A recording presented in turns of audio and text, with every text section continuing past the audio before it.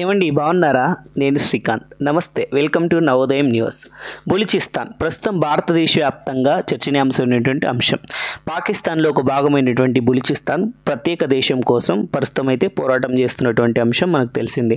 అయితే ఆ పోరాటం 75 ఏళ్ల నుంచి జరుగుతుందని మీలో ఎంతమందికి తెలుసు? భారత్ దాడులతో క్రియాశీలకమైన బిఎల్ఏ దళాలు అంటే ఈ బలూచిస్తాన్ ఆర్మీ అని చెప్పేసి వారు ప్రత్యేకంగా ఆర్మీని పెట్టుకోవడం జరిగింది. సో ఇంకా పాక్ పైన వచ్చేసేసి భారత్ ఎక్కువగా దాడులు చేస్తున్నప్పుడు అయితే ఈ బలూచిస్తాన్ కూడా తన పని తాను చేసుకోవాలని చెప్పేసి ప్రయత్నం అయితే చేస్తుంది. ఈ బలూచిస్తాన్ కథ ఏంటి అన్నది ఈ వీడియోలో తెలుసుకుందాం. బలూచిస్తాన్ పాకిస్తాన్లో ఎక్కువ భూభాగం కలిగినటువంటి ప్రదేశం. అంటే జనాభా మాత్రం ఇక్కడ 7-8% వరకే ఉంటుంది. సో ఆ వీడియో ఏంటి, దాని గురించి విశేషాలు ఏంటని ఈ వీడియోలో తెలుసుకున్నాం పదండి. బలూచిస్తాన్ పాకిస్తాన్లో ఉన్న అక్కడి పౌరులకు స్వేచ్ఛ లేదు, విద్య వైద్యం అందని దుస్థితి.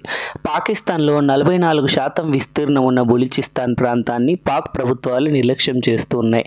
అక్కడి ప్రజలను ద్వితీయ శ్రేణి పౌరులుగా పరిగణిస్తున్నాయి. దీంతో స్వతంత్ర దేశంగా ప్రకటించాలంటూ అక్కడి పౌరులు దాదాపు 75 సంవత్సరాలుగా పోరాటం చేస్తున్నారు.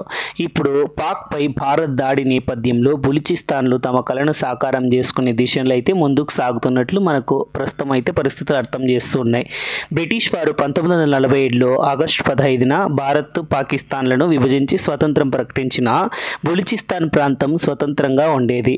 ఖాన్ ఆఫ్ ఖాలత్ అనే రాజు పాలనలో ఈ ప్రాంతం కొనసాగింది. అయితే 1948 మార్చిలో పాకిస్తాన్ ప్రభుత్వం సైనిక చర్యను చేపట్టి ఈ ప్రాంతాన్ని అయితే ఆక్రమించింది, పాకిస్తాన్లో విలీనం చేసుకుంది. పాకిస్తాన్ విస్తీర్ణంలో బలూచిస్తాన్ వాటా 44% ఉంటుంది. అయితే పాక్ జనాభాలో బలూచీల వాటా వచ్చేసి 7-8% మాత్రమే ఉంటుంది. పాక్ దురాక్రమణ నుంచి ఈ ప్రాంతం ప్రజల తిరుగుబాటు చేస్తున్నారు. తమ దేశంలో ద్వితీయ శ్రేణి పౌరునిగా బలూచిస్తాన్లను పాకిస్తాన్ భావించేది. ఈ ప్రాంతాన్ని పాకిస్తాన్ ప్రభుత్వాలు ఏనాడు పట్టించుకోలేదు.